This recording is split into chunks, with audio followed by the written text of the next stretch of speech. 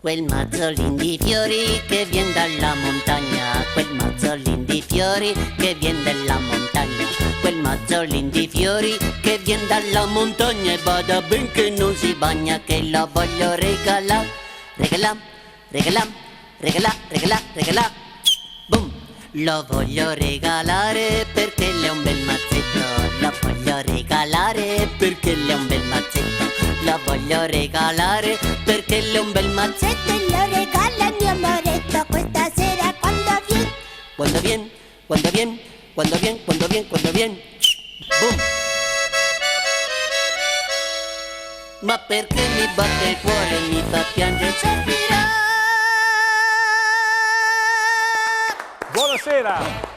Buonasera amici di Telefriuli e benvenuti in questo nuovo appuntamento con 10-100.000, con questa sigla che ci fa oramai compagnia da tanti e tanti anni e sta diventando un po' il simbolo di questa trasmissione.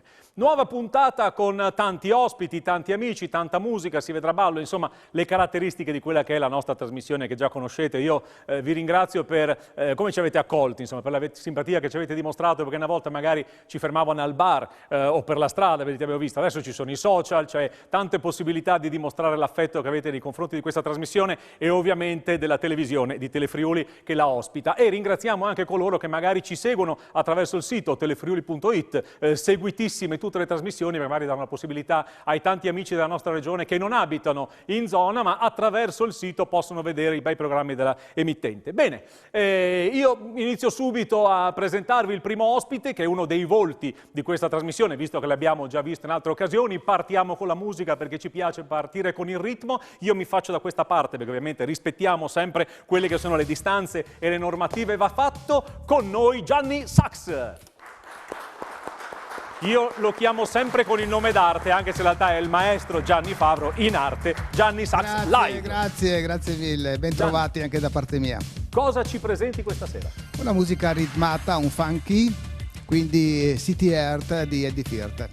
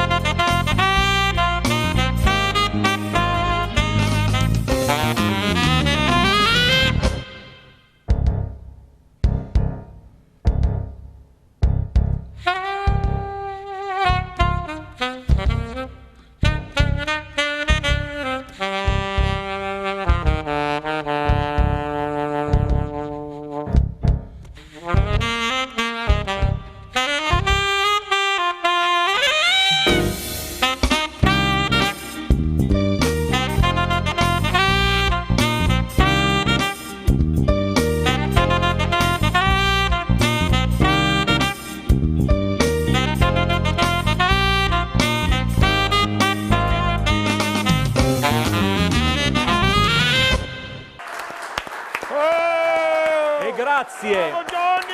Guardate che noi qui siamo in pochi perché, vedete che lo studio ovviamente è vuoto, ma dall'altra parte, sistemati in più stanze, ci sono i protagonisti della trasmissione e si fanno sentire con gli applausi. Comunque, volevo dire che adesso Gianni ha preparato questa prima canzone, poi ci farà un gran finale con Daniele Bellotto, insomma ci avrete preparato una bella sorpresa e poi, ecco qui inquadrato Daniele, e poi ricordo anche che questa colonna sonora che sentite nel sottofondo è proposta da Gianmarco De Michelis, storico DJ di questa trasmissione. Bene, abbiamo cominciato con il sax di Gianni e io credo che adesso un bel balletto ci starebbe anche bene. E noi sapete che abbiamo Marisa Benes che ci presenterà anche in questa occasione la straordinaria coppia di ballerini. Marisa, buonasera innanzitutto. Buonasera a tutti. Allora, Buonasera io mi sposto da questa parte, lascio la scena libera. Cosa ci presentano questa sera? Club Diamante FVG. Saranno Pierluigi Bottacin, Lisa Cudin, Club Diamante Friuli Venezia Giulia, la società che ho l'onore di dirigere da 42 anni, e loro però questa sera fanno una specie di show, non è proprio la loro samba da competizione, ma l'abbiamo preparato in stile Brasile, quindi ci portano in Brasile, tant'è vero che anch'io mi sono messa bella colorata come sarà il costume di Lisa e ci fanno vedere una magnifica samba Brasil. Bellissimo, a voi!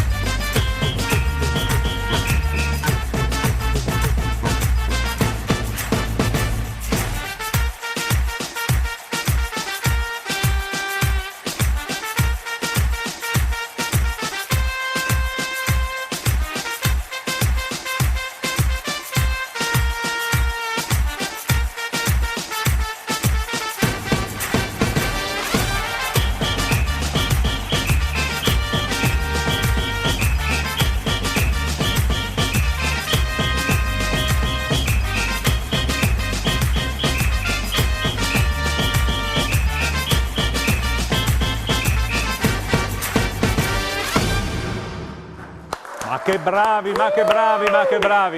Lisa Cudin, Pierluigi Bottacin, Club Diamante FVG, qui rappresentato dalla fondatrice Marisa Benes. Grazie Marisa, ricordiamo sempre che i ballerini hanno potuto ballare vicini perché la vostra federazione lo permette. Quindi ci Certamente un'associazione che fa parte del CONI, quindi il CONI ammette questi... Noi lo diciamo sempre. Squadre. Senti Marisa, tu sei una privilegiata in questo momento perché in studio sei da sola e isolata e insieme a noi potrai assistere all'esibizione di Sdrindule.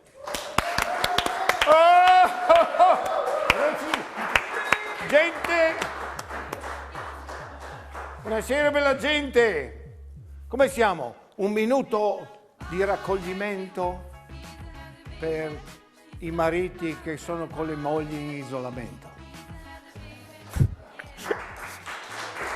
Un abbraccio ai miei due nipotini, Fabio e Sofia, e dopo mi chiamano, Michele, mi chiamano tutti per dirmi, sai che i CD non ci sono più? Adesso se volete avere la musica di Sdrindule andate su Spotify. E così ascoltate Sdrindule su Spotify. E adesso penso che abbiamo il tempo giusto forse per fare questa, è una canzone poesia Le parole le abbiamo scritte insieme, io e il famoso grande Luciano Bronzi de Trieste, che non è più con noi.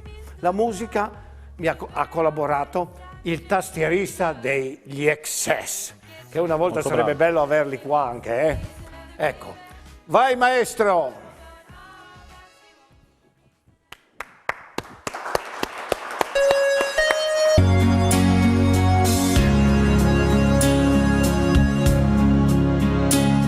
Lo spettacolo è finito. Il pubblico se n'è andato in silenzio. Che gola enorme quel teatro vuoto e che tristezza quelle poltrone vuote. Sembrano dei grandi occhi di ghiaccio. Sul palco è rimasto solo lui, con l'anima svuotata e fermo lì, seduto di sbiego su una vecchia seggiola, immobile, in mezzo a quel palcoscenico, nemico e amico.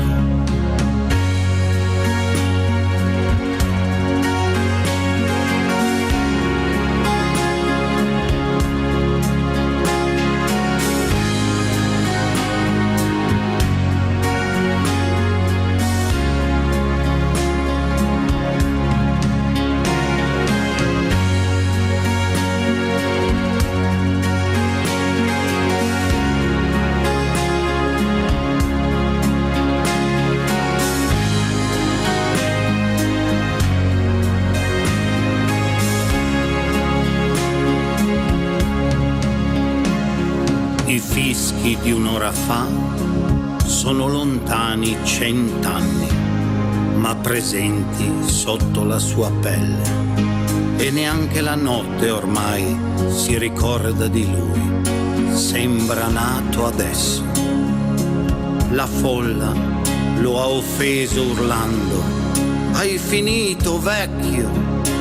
Solo i veri amici lo hanno rispettato tacendo. Adesso è lì, solo, col suo stupore inerte, senza forza, come se non esistesse più.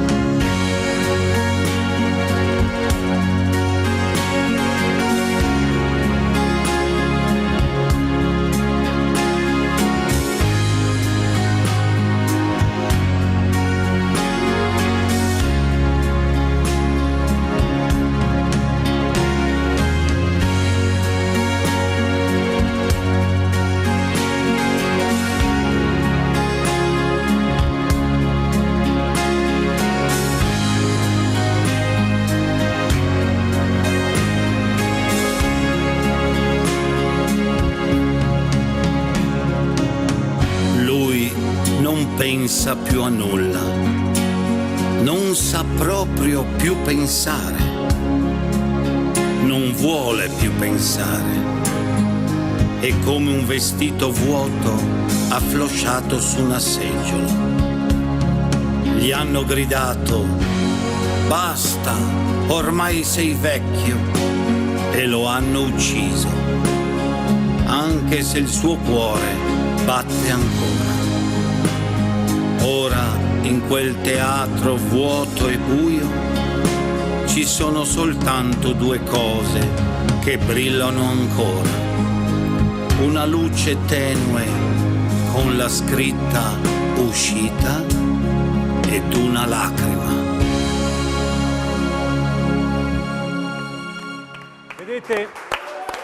Vedete il bello di Sdrindule? Dove vai? Stai lì al centro, chiudiamo insieme. È che, come tutti i grandi comici, sanno far sorridere, sanno far pensare e a volte commuovere. E noi abbiamo il privilegio di avere con noi un amico come Sdrindule. Grazie. Ci vediamo dopo. Pubblicità, ma rimanete con noi perché abbiamo delle sorprese. Ovviamente siamo a 10-100.000. Pubblicità.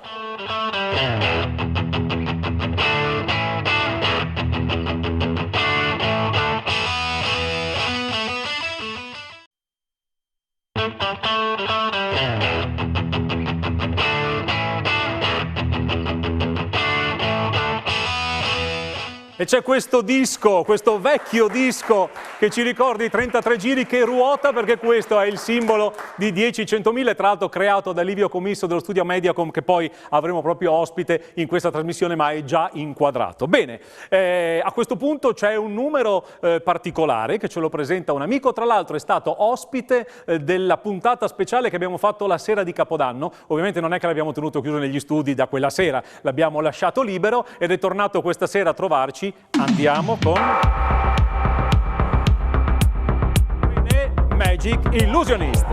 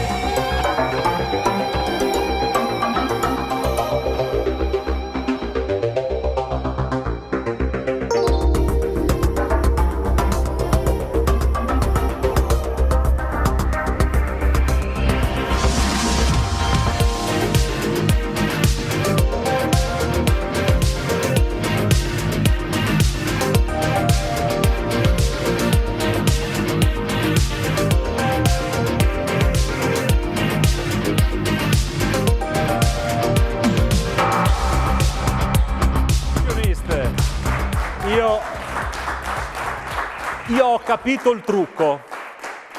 Nella parte introduttiva Daniele Bellotto è andato in pescheria, ha comprato il pesce, glielo ha lanciato, lui l'ha preso al volo e cioè, è impossibile. Beh, è bello, ma che... Vabbè.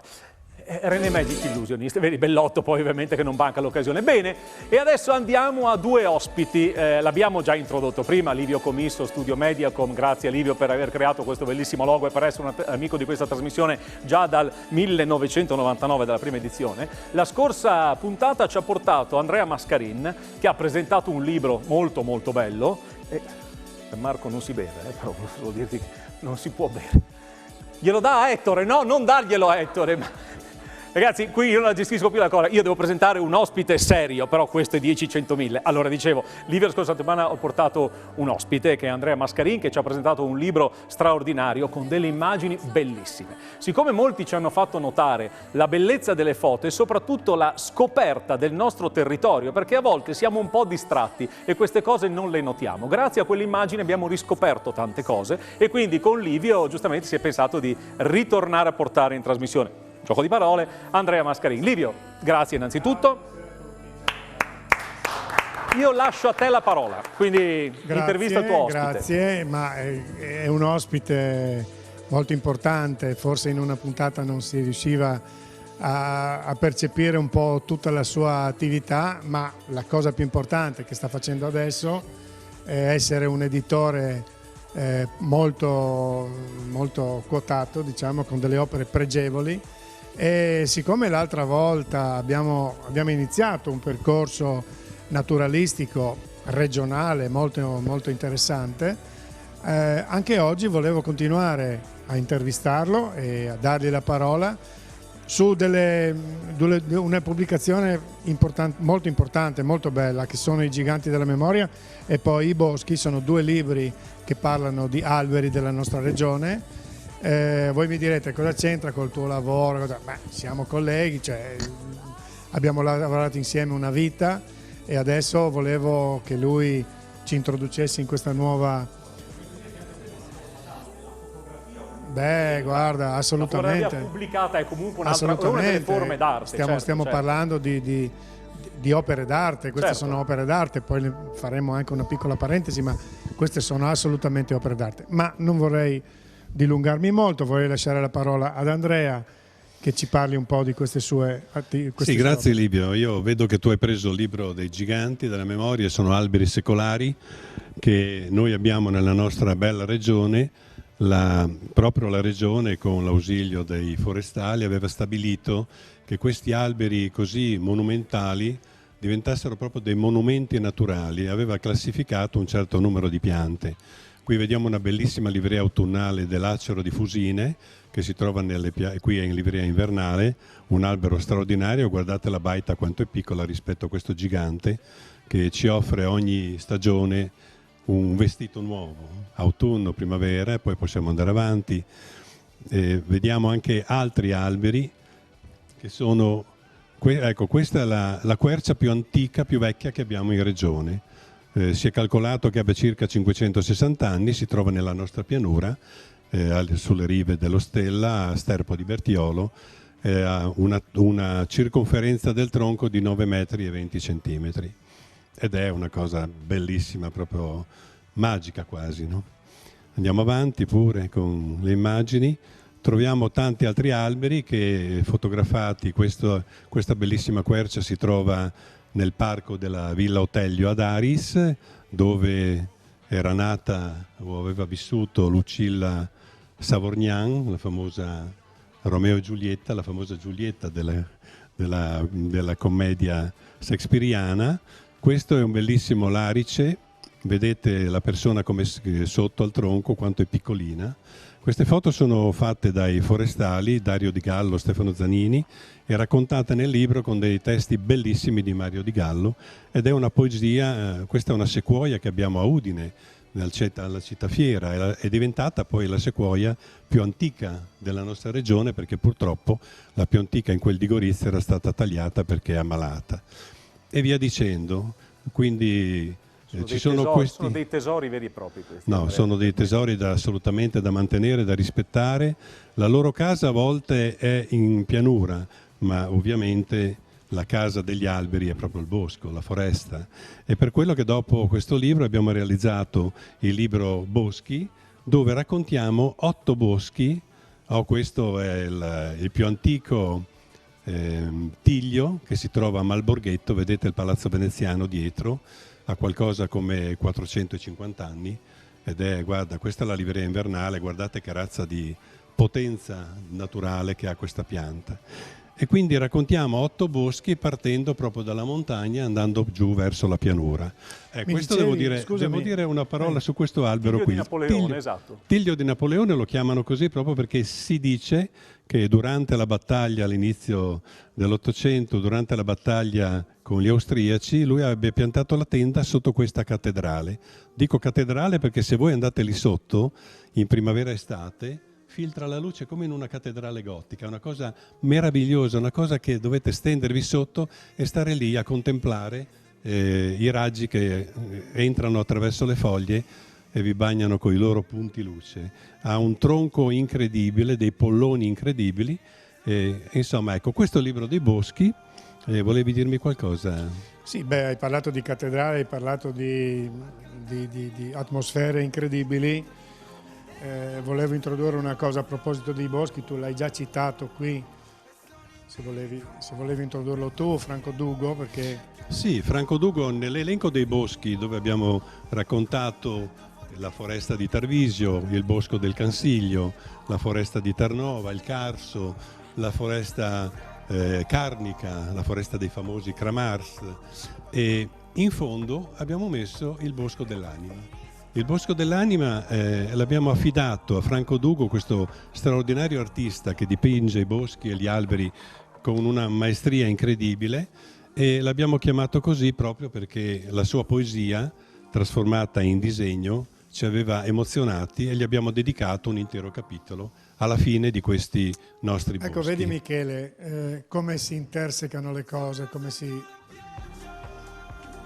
Poi puoi parlare di boschi e poi arrivare all'arte. Franco Dugo è stato ispirato dai boschi, ha fatto una serie di opere molto molto interessanti che sono legate appunto ai boschi, ma è legate alla persona, all'anziano che va verso il bosco, e quindi sono stati intitolati, tutta una serie di libri, di opere sono state intitolate Verso il bosco, una persona anziana che sta andando verso il bosco, verso l'ignoto, chiamiamolo così, però dove alla fine trova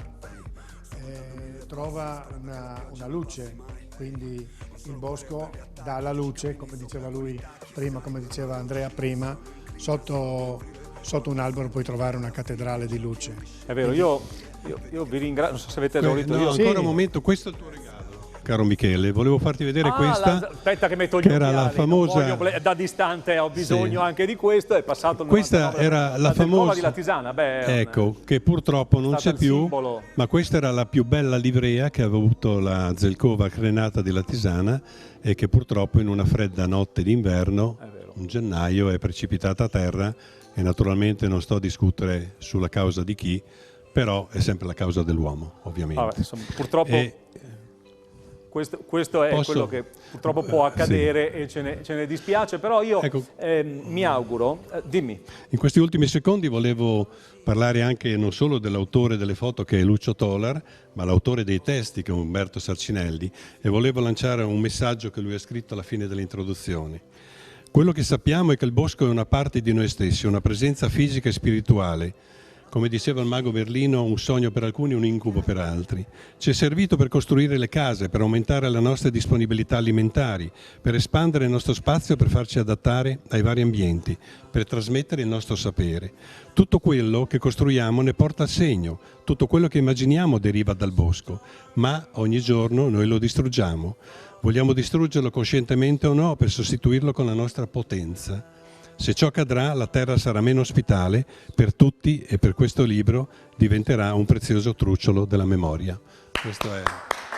Ringrazio ovviamente Livio Comisso per averci portato anche oggi Andrea Mascarin, e mi auguro che questi argomenti, queste pagine, queste immagini ci facciano venire la voglia di andare a scoprire o riscoprire angoli così belli della nostra regione. E adesso andiamo con un po' di pubblicità e poi fai un accordo, Daniele, perché ricominciamo con te. Vai.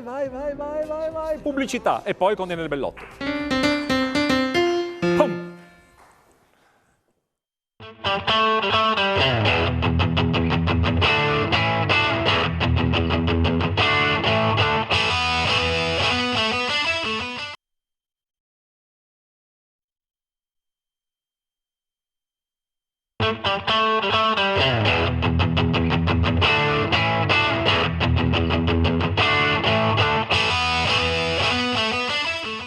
E questo è il nostro Ettore, Ettorino, guardate l'espressione di questo cagnolino extra, è un po' la nostra mascotte, insomma non può mancare Ettore ovviamente con il suo padrone papà, come si dice, che è Gianmarco De Michelis, quindi guai a toccargli Gianmarco e guai a Gianmarco a toccare Ettore, però ci fa davvero molto, e pensate che sta qui tutta la puntata, cioè come è l'unico che non si sente, a differenza degli altri che sono tutti un po' discoli, a cominciare da quello che vi presento adesso, lui è lì tranquillo, sul suo poltroncino, ogni tanto Paola Rizzotti, che poi vedremo di modashow.it, gli passa un biscottino, ma questo glielo fa di nascosto, insomma, tutto qua. Mentre da questa parte non ci vuole il biscottino, ci vuole il panino, il panettone, il pandoro, perché abbiamo Daniele Bellotto.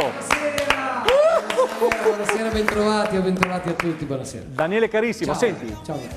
cosa ci fa un medley, dai, una cosa, un po' di canzoni, un po' di allegria, un po' di... Sì, che dici? una cosa così, stasera ho proprio pensato a fare un medley, cioè un 4, 5, 4, 3, 4 canzoni, un pezzettino degli anni 60, quelle canzoni che si ballavano in discoteca in quegli anni, quindi quello. Daniele Bellotto. Vado!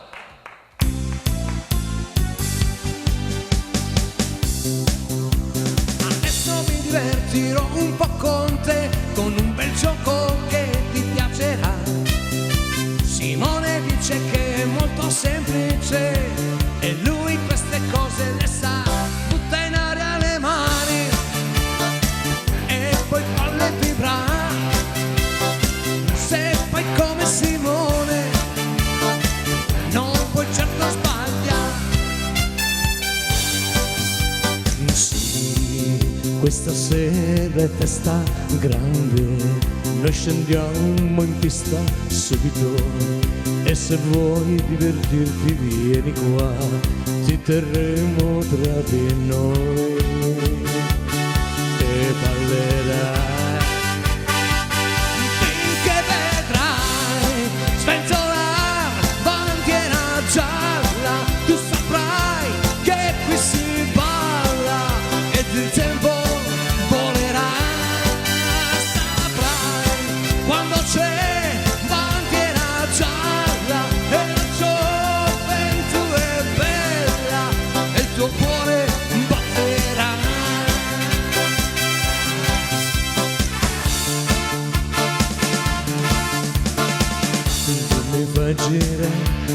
fai girare come fossi una bambola.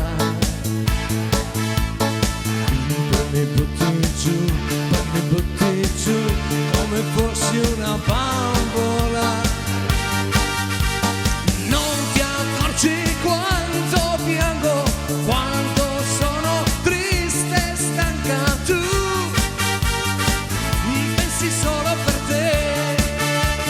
No, ragazzo, no, tu non mi metterai tra le 10 bambole che non ti piacciono più. Oh no, oh no. Innamorato sempre di più, in fondo all'anima, per sempre tu, perché non è una promessa, ma è quel che sarà, domani è sempre vivrà, sempre vivrà, sempre vivrà, sempre vivrà, per sempre vivrà. Michele, ne posso fare ancora una che non c'entra niente con gli anni 60? Veloce, vai. L'ultima. Si trasforma in un raggio missile con circuiti di 1000 bambole, tra le stelle spinta e va. Mangia libri di cibernetica, insalata di matematica e a giocare su Marte va. Ma chi è? UFO, non c'entra niente. Allora, basta così, va! Bravo Daniele. Ci mancava UFO Robot, bravo. Bravo, bene, a questo punto. L'ultimo pezzettino mi sono perso. Vabbè. 10-100.000, siamo a 10-100.000. Allora, amici, a questo punto io sono qui, davanti a questo tavolo. Vedete questo tavolo? Ecco, qui ci sono delle cose preziose. A questo punto, prendete nota del numero di telefono, perché le prime 10 telefonate, chi acquista questo stock di audiocassette avrà in omaggio... No, Ettore no. Sono ritornato indietro di qualche anno, scusatemi, ma è stato l'entusiasmo di vedere tutto questo in un tavolo. Perché vogliamo ricordare questo? Sono qui vicino a Gianmarco, perché ovviamente chi meglio di lui si intende di tutte queste cose, ma una decina di giorni fa circa è venuto a mancare Lou Ottens, che nel 1963 creò la prima audiocassetta, che è questa. Una cosa con la quale alcune generazioni si sono confrontate, vero Gianmarco? Cosa ci racconti di tutto questo? Ma diciamo che il marchio Walkman è nato nel 1978, marchio depositato, perciò Walkman era legato al brand Sony. Tutto il resto veniva venduto come trasmettitore di audiocassette, quindi non si poteva parlare di Walkman, anche se poi è diventato, in realtà è diventato uno slang e un gergo di uso comune. Il primo modello, il TPS L2, è stato venduto esattamente un anno dopo, a luglio del 1979. Anche se non ricordo il nome, comunque c'è una persona della Germania che vanta lui l'invenzione di questo strumento che poi ci ha consentito nelle serate in discoteca di vendere le audiocassette. Senti, quante cassette, quante volte hai sentito dire qualche Gianmarco hai una cassetta, Gianmarco hai una cassetta, quante volte? Tantissime. Ricordiamo anche una cosa, qui Gianmarco ha portato Madonna, Eros Ramazzotti, queste sono cose praticamente introvabili. Poi queste qui sono quelle che si chiamavano cassette vergini, quindi queste venivano acquistate, si registrava, e vi posso dire che il Walkman, questi invece, chi è della mia generazione lo sa, erano i famosi bootleg. C'era qualcuno che andava ai concerti di grandi artisti internazionali, registrava con un registratore il concerto, ovviamente erano registrazioni pessime, si sentiva solo il pubblico che applaudiva e in lontananza la voce d'artista, però erano delle piccole rarità. Dicevo, il Walkman, la cassetta sembra una cosa strana, ma guardate che ha cambiato il modo di fruire la musica, perché comunque una cosa così piccola ci potevano stare fino a 90 minuti di musica che uno poteva registrare da casa, dalle radio. Walkman erano questi, adesso vedete, questo era un Walkman, questo qui, dove noi potevamo portarci la musica in tasca, questa era la cosa più bella. Questo qui è uno, questo qui invece è un altro che era addirittura molto più avanzato, e qui si poteva registrare in stereo addirittura, vedete? Ma la cosa che io vorrei anche ricordare è pensate adesso, in una cosa leggera così, quanti contenuti ci possono stare. Se la nostra generazione ha problemi di sciatica, di cervicali, di postura, è perché noi per ascoltare la musica dovevamo portarci in tasca questo e poi ci voleva portavamo dei pesi enormi. Però è il bello della tecnologia, e siccome la cassetta ha fatto compagnia un po' a tutti quanti noi, a 10-100.000 questo ci piace e quindi abbiamo voluto ricordarla. Diciamo che, grazie. Che le dimensioni alla fine sì. sono rimaste quelle. È lo spessore e il peso che è cambiato e quello che si può contenere. Grazie, volevamo ricordare il mondo delle audiocassette ed ora andiamo con uno straordinario filmato della Cineteca del Friuli, che non mancano mai qui a 10-100.000. Ringraziamo ovviamente Livio Jacob e Carlo Gaberschek che mi ha fornito il testo che io vado a leggere su questo filmato. Parliamo di Clout del 1955. Clout è uno dei primi documentari di Giorgio Trentino, un regista padovano che oltre a tanti altri documentari realizzati nel Veneto e in altre regioni d'Italia ne ha girati 8 anche in Friuli. In che modo realtà e luoghi del Friuli allora assai poco noti diventavano soggetti cinematografici di Giorgio Trentin? Il regista padovano li scopriva soprattutto attraverso la lettura dei giornali, attratto principalmente dalla montagna friulana. All'inizio del documentario su Clout, girato in pieno inverno, il regista evidenzia la caratteristica posizione geografica del paese, che, come dice lo stesso nome Clout, si trova in un luogo chiuso tra i monti a quell'epoca, tagliato fuori dalle grandi vie di comunicazione. Attraverso la macchina da presa, il regista illustra quindi la tradizionale attività degli uomini nei lunghi mesi invernali, la lavorazione artigianale del legno a domicilio per ottenere utensili casalinghi, soprattutto cucchiai, che poi le donne caricavano nelle grandi gerle per andare a venderli in pianura. Un documentario cinematografico che è dunque testimonianza e conservazione della memoria di un tipo di lavoro e di modi di vita che di lì a poco sarebbero scomparsi. Questo è Clout, 1955.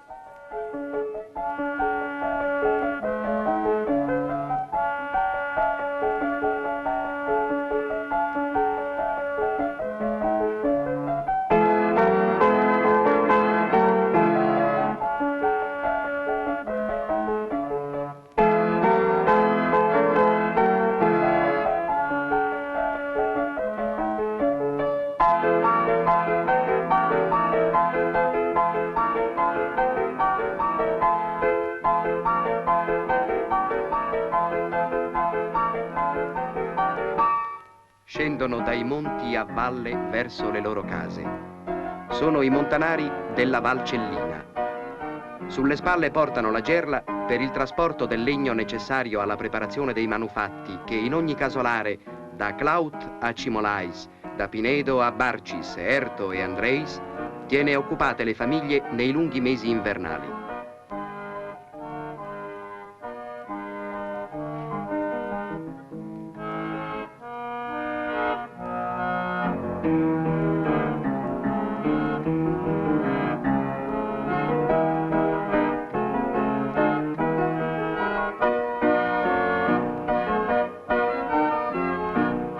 Clout, Cimolais, Mariae, nomi nati dalla fantasia poetica della gente di questi luoghi, che assimilando il latino lo trasformò nel dialetto ladino, dialetto assai difficile anche ai veneti ma bello a sentirsi, armonioso benché le consonanti contraddistinguano le finali di quasi tutte le parole.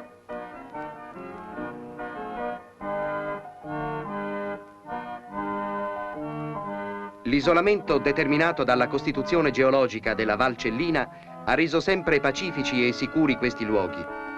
D'altra parte, le limitate risorse hanno spinto gli abitanti alla ricerca di un'attività che permettesse un guadagno.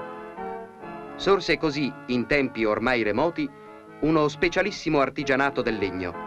Oggi, per l'industrializzazione anche di questa particolare attività e per il limitato tornaconto a dedicarsi appieno a tale lavorazione, il numero delle persone che l'esercita è sempre più in diminuzione.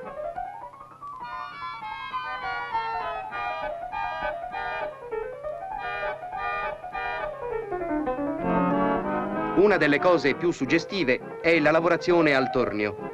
Un tornio rudimentale, frutto dell'ingegno di uomini lontanissimi nel tempo.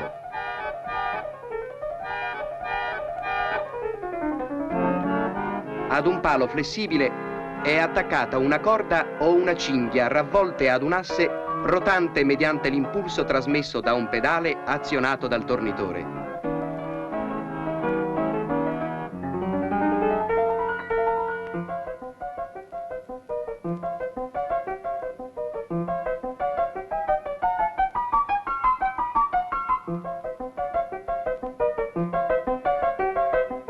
bicchieri e ciotole prendono forma sotto la pressione delle mani e dei piedi di questi uomini. Essi compiono il lavoro all'aperto perché anche in pieno inverno la loro fronte si imperla di sudore.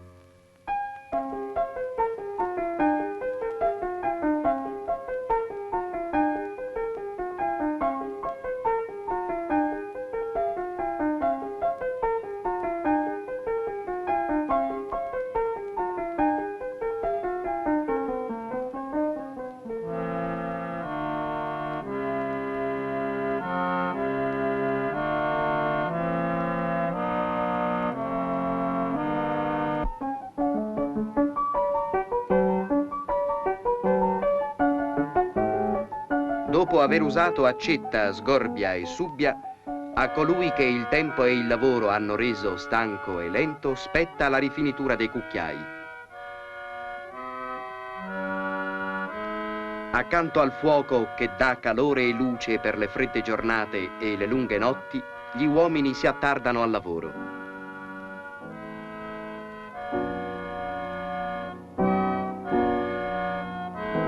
Ma non è una sola finestra ad essere illuminata. All'intorno, come in tutta la valle, altri lumi risplendono.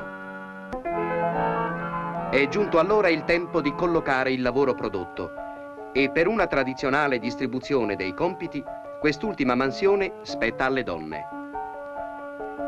Il vario materiale è così in parte consegnato a grossisti del luogo che effettueranno le spedizioni a seconda delle richieste, in parte, conforme alle antiche tradizioni, portato a valle di paese in paese, di città in città.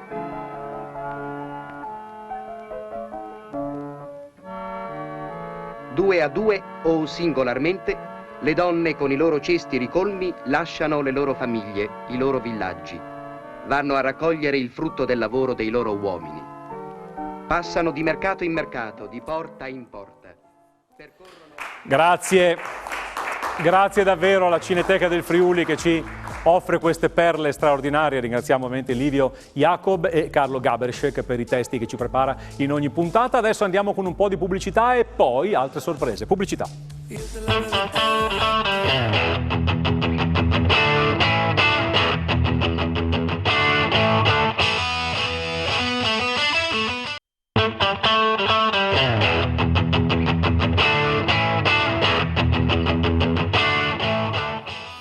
E rieccoci ancora insieme a voi qui, Telefriuli ovviamente con 10, 100, 1000. C'è una rubrica che abbiamo lanciato con la scorsa puntata che ha ottenuto un bel riscontro, lo immaginavamo e questo ovviamente ci fa molto piacere. Pronti via. Perché pronti via? Perché questa rubrica è dedicata a tutti coloro, band, attori, artisti in genere, che sono stati quest'anno purtroppo costretti a una lunga pausa, come voi potete immaginare. E noi abbiamo pensato il pronti via perché io credo che tutte queste persone, nel momento in cui si potrà partire, saranno veramente pronti via, perché c'è voglia di suonare, voglia di esibirsi e anche forse tanta voglia da parte del pubblico di tornare a vedere spettacoli di qualità. E quindi perché non utilizzare un'emittente prestigiosa come Telefriuli per poter dare spazio e voce e soprattutto una vetrina a tutti costoro che possono, se volete eventualmente partecipare, mandare una mail all'indirizzo che vedete in sovraimpressione oppure telefonare o mandare un messaggio al numero del cellulare che vedete. Pronti via di oggi inizia però con un filmato di tanti anni fa, del 1986. Ce la prendiamo lontana, ma poi capirete perché. Sempre qui a Telefriuli, torniamo indietro nel tempo. Il giovane di Usgnot, è proprio del giovane, perché la 12 anni, dunque non è tan grandon. E si presenta con le chitarre, o vengono Cristiano Pittini, provi a sentire.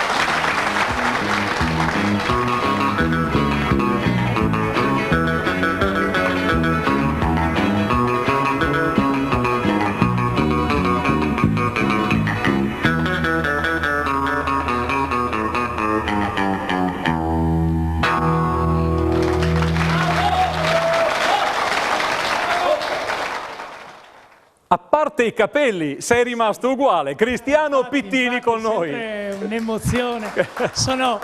Sono passati 35 anni da questo video e veramente mi emoziono a vederlo, anche perché adesso ho rivisto Pierangelo, il regista, era anche quella volta e quindi sono veramente emozionato. E approfittiamo Grazie dell'invito. Anche se non siamo in tanti, approfittiamo anche di un applauso per Dario Zampa, che è stata una delle figure assolutamente, storiche grande Dario, di questa emittente, quindi è sempre grazie. un piacere rivederlo, ovviamente, quindi un saluto anche a Dario. Allora, Cristiano, tu sei qui perché ovviamente anche tu sei uno di quelli che sono pronti e via per ripartire appena si potrà. Assolutamente, sempre pronto. Tu hai un ruolo un po' più ampio, non solo quello del musicista, anzi te lo chiedo subito, hai iniziato a suonare giovanissimo, sei un figlio d'arte, c'hai già una passione precedente?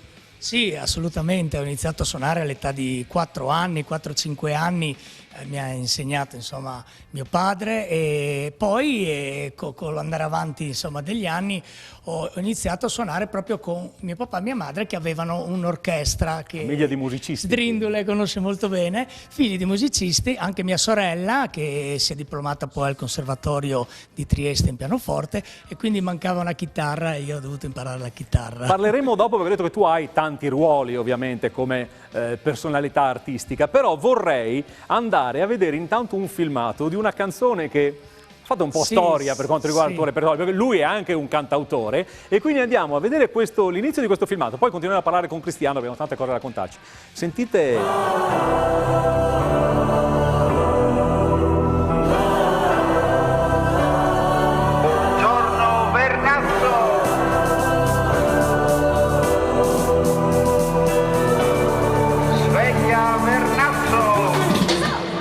Questa è la sveglia più bella del mondo, l'aspetto da un anno di freddo profondo. Non importa se sei singolo o fidanzato, stai tranquillo che 2 occhi ti hanno già adocchiato. Entro in tenda, qualche distrazione, mi preparo a fare il bagno nel nattisone. Ho già perso il cellulare, non lo trovo più, ma ho conosciuto più ragazze che non hanno di Facebook. Mangio con gli amici un po' lo straordinario, che sarebbe da fargli quasi un documentario. Le notte del Garden, le ragazze abbronzate, finalmente è arrivato il capodanno d'estate.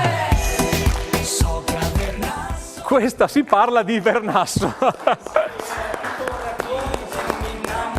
Cioè, praticamente ho voluto fare un omaggio a Vernasso alla festa perché era 20 anni che suonavo questa festa con la mia band e prima di lasciare come musicista, restare un po' come organizzatore e insieme a loro ho voluto lasciare questa canzone che racconta un po' questi 20 anni. Bellissimo. Senti, invece io ho notato una cosa, ne parlavamo anche prima, poi ci conosciamo, insomma, abbiamo avuto modo di condividere qualche palco insieme. Sì. Tu usi la destra in maniera abitudinaria, però suoni usando la sinistra. È una curiosità che magari gli appassionati di musica, di tecnica possono notare, avranno notato. Praticamente è nato così, proprio quando avevo 4-5 anni, mio padre un po' così, una leggerezza, mi ha insegnato il primo mi minore con il mandolino, quella volta, e me l'ha insegnato contrario, guardandomi, praticamente speculare, e non c'è stato più niente per cambiarmi la chitarra dall'altra parte, quindi ho imparato così e con la diteggiatura tutta completamente contraria e sono stato così come Morgan, insomma, non ci sono rari ma ci sono musicisti così, ha una sonorità un po' diversa ma ormai non posso più cambiare. Che in realtà diventa una caratteristica questa sonorità diversa. Sì, una diversa. caratteristica anche di suono, per gli arpeggi, per i levari sono diverse, soprattutto anche nelle canzoni proprio che si usa molto il levare come il reggae e vado da sopra a sotto, quindi è il contrario, ha una sonorità un po' diversa. Tu rappresenti, dicevo, più sfaccettature di quello che è il settore della musica, perché tu sei un musicista, hai una band, sei un autore, lo sentiamo in questa canzone, ti occupi anche, lo diciamo, di sostenere i gruppi con i service, le produzioni, quindi davvero pronti via, lo ripeto. Non parliamo di questo anno così particolare, però un accenno io lo farei su quella che è la voglia. Cosa respiri tu con le band, con i gruppi? Cosa state sentendo in questo momento? Chiaramente sì, stiamo sentendo qualcosa che sta arrivando.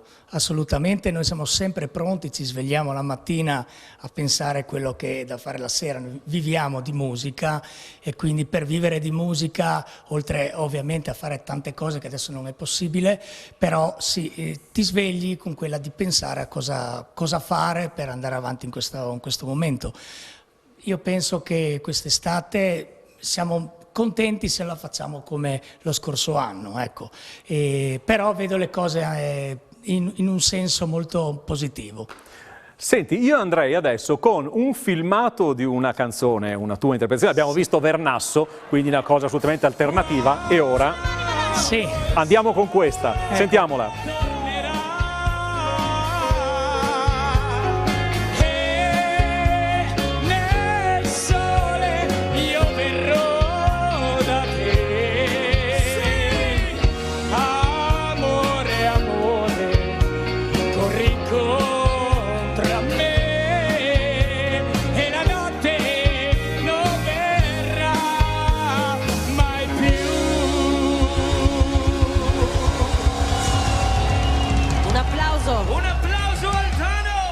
Qui, ecco, io ho sentito uno scambio di battute con... Parlate via, ragazzi. Stavo dicendo, quando hai finito di cantare questa, la testa ti gira sicuramente. Sì, è una canzone che ti lascia senza respiro, assolutamente. Gianmarco, scusa un attimo, Gianmarco, ti chiedo, ma questo tipo di brani nelle discoteche, anzi anche un brano come quello di Albano, può funzionare? Ma assolutamente. Avete riscontro? Sicuramente sì, lo puoi suonare in varie situazioni, o alla cena, nelle cene spettacolo, oppure comunque anche nel mezzo di una serata, perché comunque è un brano che ti dà energia, ti fa cantare anche se non hai voglia. Certo. Poi sentirlo cantare da Tano, che io Tano lo conosco come un rocchettaro, veramente tanto di cappello. Ma infatti ho visto hashtag prima e poi Albano, ma infatti un passaggio. È proprio così, il discorso che stacca questa canzone con i hashtag, poi che facciamo tutto hip hop e non c'entra niente questa canzone, però è una canzone che cantano tutti, mette allegria ed è una canzone italiana bellissima. Quando il sole tornerà. Non ti chiedo di intonarla qui con Bellotto, ovviamente, con la squadra, perché non so se sarebbe... Vabbè che ci piace improvvisare, ma non così tanto, insomma, ecco, quindi ci vuole anche... No, te la risparmio. La voglia c'è, ma tu ho visto che non hai ceduto alla tentazione e quindi io no. Ah, vabbè, Bellotto dice meglio, ho capito. Cristiano, io ti ringrazio molto per aver accettato il nostro invito. Non diciamo nulla. Però noi, insomma, credo che Telefriuli questo sia veramente una bella porta che apre nei confronti di tutte queste. Noi abbiamo ovviamente le band che sono quelle che si stanno già facendo sentire più di altre, però questo spazio è aperto anche al ballo, ad attori, a tutti coloro che insomma vogliono una vetrina per far vedere quello che sanno fare, anche perché qui nella nostra regione, e non solo, perché poi grazie a internet arriviamo anche ovviamente in tutto il mondo in realtà, però tante persone nella nostra regione che sono delle grandi professionalità in questo settore ed è giusto che abbiano lo spazio che meritano. Quindi, ragazzi, Cristiano e tutti quanti noi, perché anche io faccio il presentatore, ne abbiamo risentito di quest'anno strano, ma noi siamo tutti pronti? Via! Eccoci qua, questo è importante. Hermes, sdrindule! Allora, che bello questo, ci divide questo plexiglass. Vengo sempre a baciarti qua. Guarda, un pezzo veloce e poi ti rivediamo subito dopo la pubblicità. Una battuta, deve una dire delle lui tue. la battuta. E adesso incominciamo a litigare. Non io e te, ma il Fritz e la Frizza. Praticamente la Frizza davanti allo specchio e si lamentava e diceva: guarda come sono cambiata, guarda quante rughe che ho, non sta come sono cadente, come sono sfiapita. E gli ha detto: per favore amore, gli ha detto a Fritz, dimmi qualcosa che mi tiri su di morale. E lui ha detto: hai una vista perfetta. Adesso noi stiamo qui immobili come siamo, liberiamo solo Cristiano Pittini che ringraziamo, immobili come stiamo, vediamo con voi la pubblicità e poi ovviamente torniamo subito qui, vi aspettiamo, qua.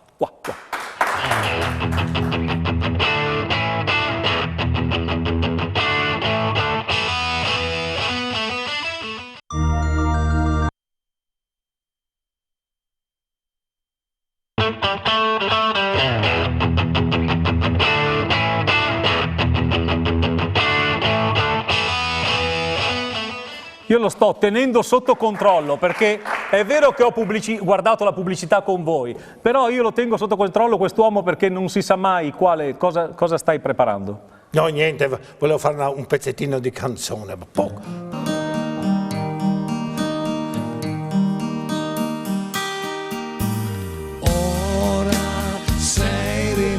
Da sola, piangi e non ricordi nulla, scende una lacrima sul tuo bel viso, lentamente, lentamente. Siete veramente belli voi due messi lì così, eh? Sì, però questa canzone mi fa ricordare quando andavo anch'io alla grotta. Non ti ricordi? Sì. Sei stato anche tu? C'era anche Marco. Chi se lo dimentica? E andavo qua, quando pioveva andavo, con la bicicletta. E ogni volta mi fregavano l'ombrello. Allora mia povera mamma mi ha detto: prendi su l'ombrello di tuo fratello, che quelli moderni si chiudono, e lo metti in tasca, lo copri con la giacca e balli. Sai che non sta a ridere tu. Erano quelle canzoni, mica come adesso, scatenati 30 metri lontane, che va anche bene però. E quella volta stringevi, e mi ricordo ancora la canzone. Ti ricordi? Monia. Com'era? Monia.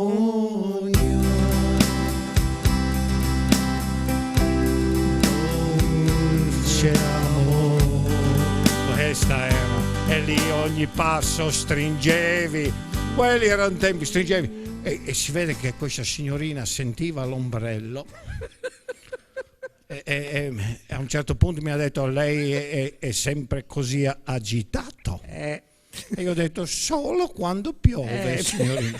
Come no? Vabbè. Mi fanno dire certe cose. Senti, continuiamo a litigare o no allora? Continuo a litigare. Dai, hai cominciato prima litigando, continuiamo a litigare, dai. Fritz. Finalmente Fritz ha portato fuori la frizza a cena, quando si poteva andare ancora a cena. Il cameriere ha detto: signor Fritz, cosa prende? E lui ha detto: vorrei una bistecca fiorentina al sangue. E il cameriere ha detto: scusi, non ha mica paura della vacca pazza? No, ha detto, lei ordina da sola. Bello, perché e continuiamo. Era la mucca pazza. Vabbè, ma comunque si è capito. Vabbè, sì, non ma potevo dire, devo stare attento a cosa e poi devo dire. No, giusto. E poi dopo continuano a litigare. E si continuò a litigare. Erano al supermercato e Fritz ha visto una cassa di birra in offerta a 15 euro. Ha detto: Frizza, posso comprarla? Perché aveva la cassa alla Frizza. Ha detto: no, lascia perdere, ubriacone, vedi? E lei invece si è comprata una crema di bellezza da 35 euro. Allora Fritz gli ha detto: vedi, non serviva comprare la crema, perché se compravamo la birra, io bevevo tutta la cassa e tu diventavi bella anche senza la crema. Oh, ma veramente cattivo. E continuiamo a litigare. Continuiamo a litigare. Esatto, perché poi non è finita lì. No, scherzi, dov'era dopo? Ah beh, figurati, che quando si sono incontrati con gli anziani, quella è storia vera. Lì è successo. Sai che una volta si andava, non so se ti ricordi, tu non sei giovane, ma io ogni tanto, come la Frizza e Fritz, si incontravano con i vecchi compagni di scuola. Andavano a fare, fatta la scuola insieme, entrano in questo salone e c'era un uomo che beveva un bicchiere dietro l'altro di vino, ciucco, e guardava la Frizza. Frizza ha detto: ma tu lo conosci quello lì? Sì, ha detto, era a scuola con me e ogni tanto siamo anche usciti insieme, ma poi è finita lì. È da quel momento che ha cominciato a bere. E Fritz ha detto: non avevo mai visto bere tanto e festeggiare così tanto per una separazione. Grande Sdrindule. Vabbè, dai, un qualcosa anche per i bambini che ci stanno seguendo. Dai, ancora una cosa per i bambini, dai, ce la qualcosa facciamo. per i Bambini bambini. ci piace. Basta litigare. Adesso mi hai preso un po' in castagna, ma maestra dell'asilo di Camporosso ha detto: bambini, vediamo se sapete bene la matematica. Una mucca fa 5 litri di latte al giorno. Quanti litri fa in 10 giorni? Dimmi, Carletto. Signora maestra, noi non abbiamo le mucche. Allora dimmi tu, Valentino. Io non c'ho neanche mio padre. Oh, bene allora. Frizzi, il figlio di Fritz. Signora maestra, noi compriamo il latte al supermercato. Risolto il problema. Sdrindule. Poi, come devo salutare? La trasmissione ogni volta diventa sempre più bella. Grazie a e voi. se riusciamo giustamente a regalare un attimo di ilarità, siamo tutti felici, perché la felicità è l'unica cosa che si moltiplica quando si può dividere con qualcun altro. Grazie Sdrindule. Grazie Sdrindule, grazie. Ed è quello che noi vogliamo fare noi con 10-100.000 in realtà, cercare di portare un po' di serenità, insomma un po' di svago è la cosa che ci piace di più. Bene, a questo punto è la volta di chiamare un'amica, anzi è già posizionata perché noi lo studio quest'anno lo stiamo allestendo così, che fa parte della storia di 10-100.000, visto che insieme a Gianmarco fu tra le interpreti del primo anno della prima edizione del 99. Adesso lei continua ad avere il ruolo di coordinatrice. È Paola Rizzotti dell'agenzia Modashow.it. Ciao Paola. Grazie, buonasera a tutti. Buonasera. Allora, ti abbiamo rubato dal camerino. Come sta andando dietro la puntata? Molto bene. Si comportano bene? Sono discoli sti ragazzi? Sì, allora, guarda, divertente. io vedo che ci sono già delle foto che stanno andando in onda perché parleremo un po' di cosa fai, cos'è Modashow.it. Qualcuno ci ha fatto notare, ma come mai nella prima puntata avete parlato di tutti e la Paola no? La Paola la prima puntata era ovviamente, come in tutte le prime puntate, molto presa da quello che stava succedendo nel camerino, quindi ha detto sarà in un'altra occasione, adesso in questo appuntamento ce la facciamo parlare con te. Ma prima vorrei sul palco un amico che ci fa rivedere un numero di magia, quindi andiamo con questa base, perché siamo pronti, lo vedo che sta arrivando. René Magic Illusionist.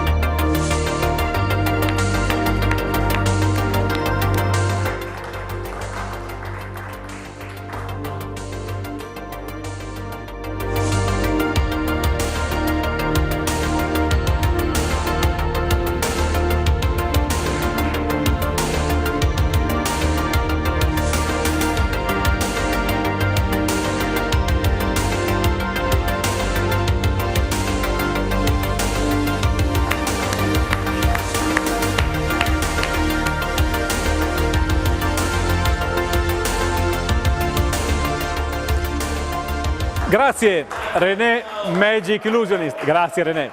Grazie davvero per queste belle cose che ci hai fatto vedere. Ed ora abbiamo iniziato prima la chiacchierata con Paola Rizzotti, ovviamente era solo un saluto, adesso noi ci guardiamo insieme alla pubblicità. Tu Paola resta qui per un momento, lasci il camerino, parliamo con te delle belle cose che state organizzando, che organizzerete in futuro, e quello che è stato fatto da modashow.it prima, insomma un po' la tua storia, poi abbiamo altri ospiti, altri amici, insomma un po' di pubblicità, e poi avrete tante belle cose da vedere qui su Telefriuli e DC100.000.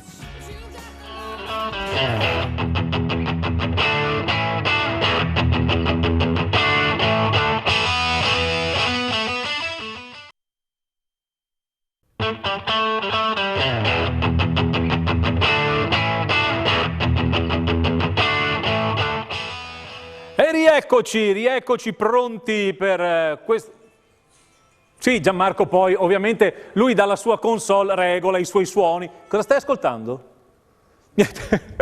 Bellissimo, questa è l'atmosfera che si respira qui a 10-100.000, amici, un po' di divertimento, insomma è questo che vogliamo fare, e il bello è che siamo veramente amici e ci divertiamo tra noi, questo è il segreto forse di questa trasmissione, e perché ci sopportiamo, vero Daniele? sto scherzando. Allora, abbiamo, prima di aver visto insieme la pubblicità, abbiamo presentato un ospite che è Paola Rizzotti, titolare dell'agenzia modashow.it, ecco, passeranno alcune foto fra qualche istante, ma intanto andiamo a vedere Paola. Buonasera. Buonasera. Allora, buonasera, grazie.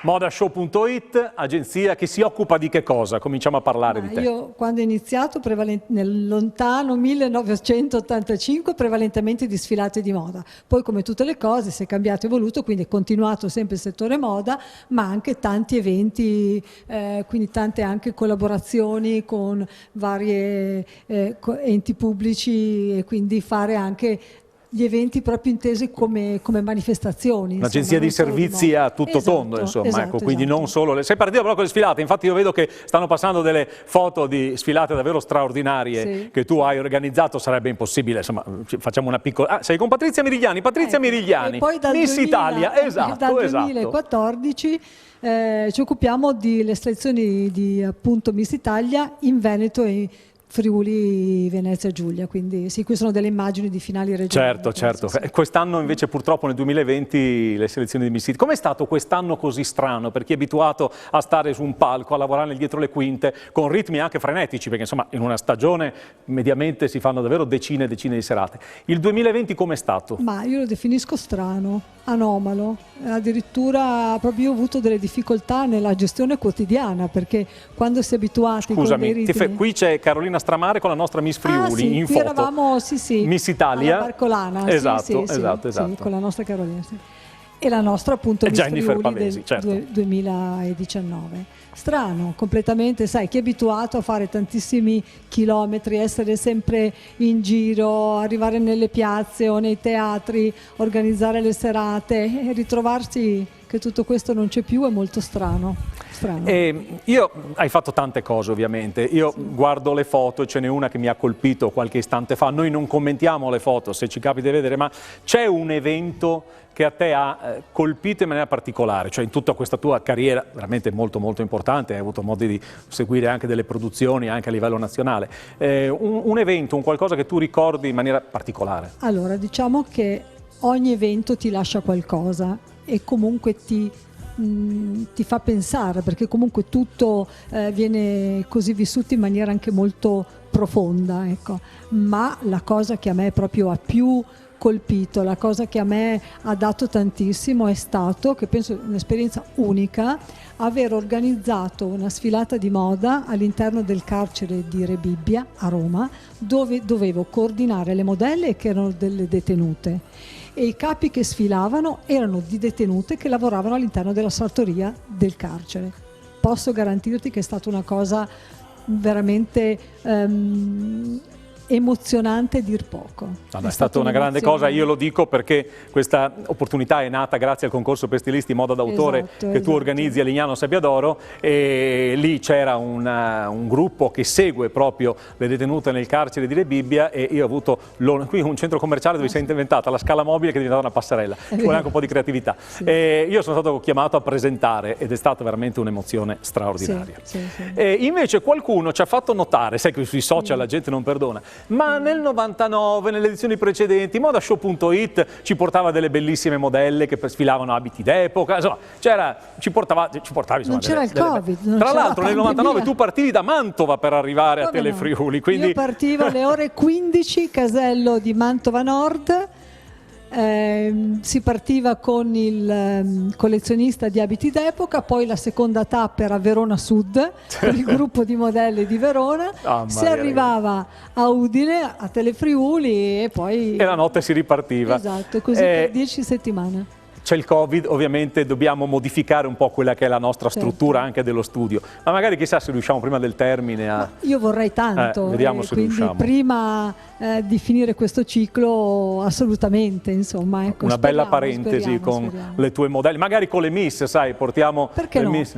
Tra l'altro io ho visto delle bellissime immagini, tra l'altro dove tu hai lavorato, a Reggio Emilia, a Soliero, ho visto che sono passate delle immagini di palazzi storici, quindi tu estendi la tua attività ovviamente partendo dal Friuli, ma poi allargandoti un po' in tutta Italia. Diciamo che il nord Italia è la zona dove prevalentemente opera. Insomma. Anche comunque a Mantova tu hai sempre una base per lavorare in Lombardia, quindi comunque... Bene, Paola, io ti ringrazio, mi hanno rimproverato, ma perché lei la prima puntata no e gli altri sì? Perché tu ti sei sacrificata per stare in camerino? Mi sembra giusto. Gestire tu, guardate che è un miracolo, riuscire a portare Paola Rizzotti e farla parlare così tanto, è veramente complicato, perché come tutti quelli che sono abituati a stare in regia, provate voi a parlare con Pierangelo Buttazzoni, tutti quelli che sono abituati a stare in regia e vogliono isolarsi lì, stanno bene lì, vero Pierangelo? Ciao Pierangelo, salutiamolo. Allora Paola, grazie innanzitutto, grazie e adesso mi sposto da questa parte, perché chiamo sul palco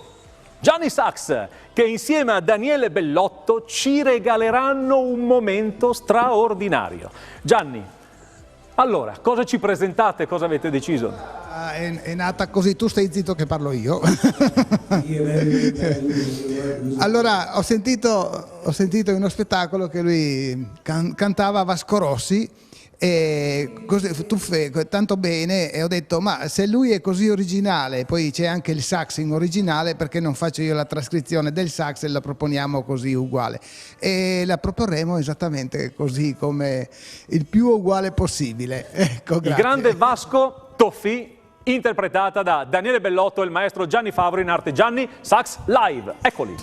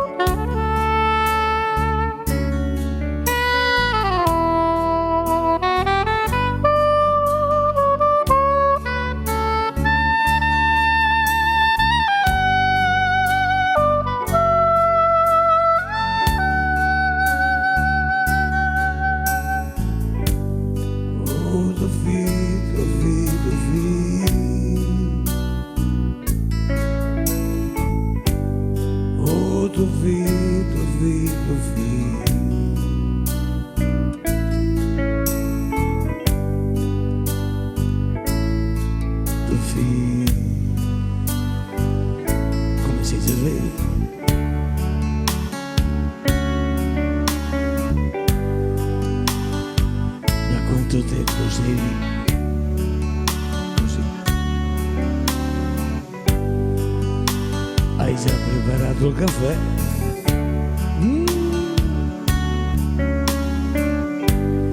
Saresti proprio un bravo amore.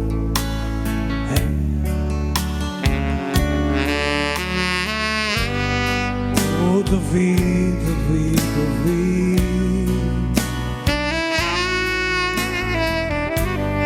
Oh, Tofì, Tofì, Tofì.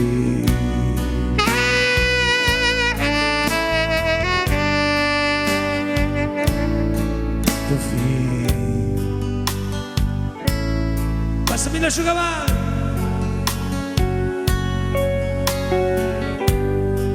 Quello bianco lì sul divano.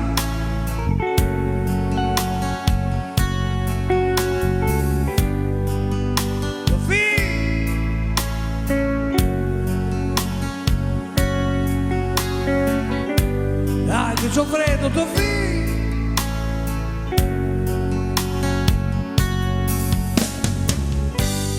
Oh Tofì, Tofì, Tofì.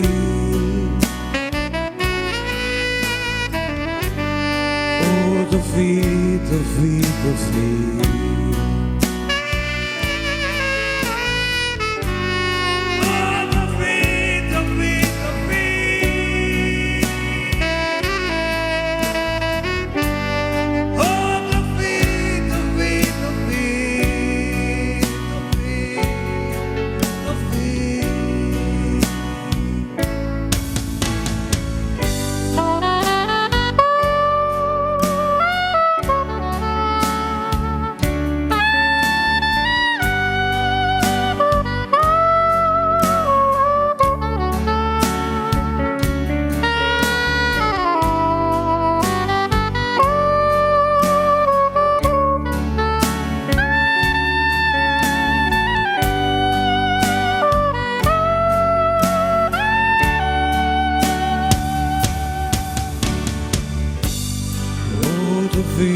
Tofì, Tofì.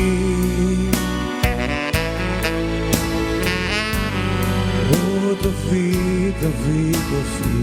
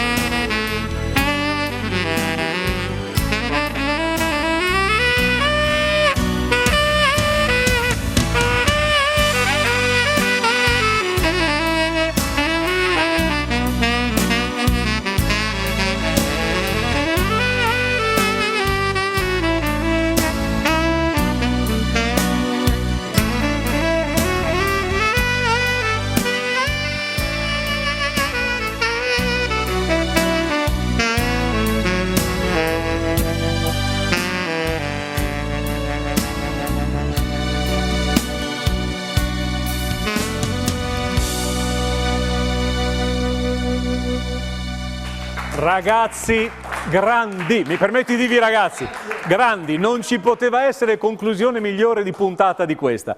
Maestro Gianni Favaro in arte Gianni Sax Live con Daniele Ballotto. Gianni ti chiedo purtroppo sai che io devo spostarmi. No, lascia qui, non ti preoccupare, porta via solo il sax. Purtroppo dobbiamo rispettare tutto questo, ma lo facciamo molto volentieri. Bene, amici, guardate, l'applauso del pubblico arriva qui, ma io immagino che a casa voi state facendo l'applauso a questi artisti che ci hanno fatto compagnia oggi e che io voglio andare a ringraziare. Inizierei innanzitutto con coloro che ci danno la possibilità di essere ripresi, Paolo Bassi, poi abbiamo Gian Domenico Ricci che sta in regia insieme al nostro regista di sempre Pierangelo Buttazzoni. Poi voglio ringraziare Daniele Bellotto con la sua tastiera e la sua voce, altro storico anche se giovane personaggio di 100.000, Gianmarco De Michelis, grazie. Ovviamente Torino, e poi Gianni Sax Live l'abbiamo già ringraziato. Voglio ringraziare Marisa Benes e il Club Diamante FVG, Pierluigi Elisa, poi René Magic Illusionist, Sdrindule, Livio Commisso con Andrea Mascarin, poi Cristiano Tano Pittini e poi ovviamente ha partecipato alla trasmissione anche Paola Rizzotti. Io vi ringrazio, vi do appuntamento alla prossima, grazie per essere stati con noi, grazie a tutti quanti voi, grazie a voi che ci seguite con tanta simpatia. Ciao!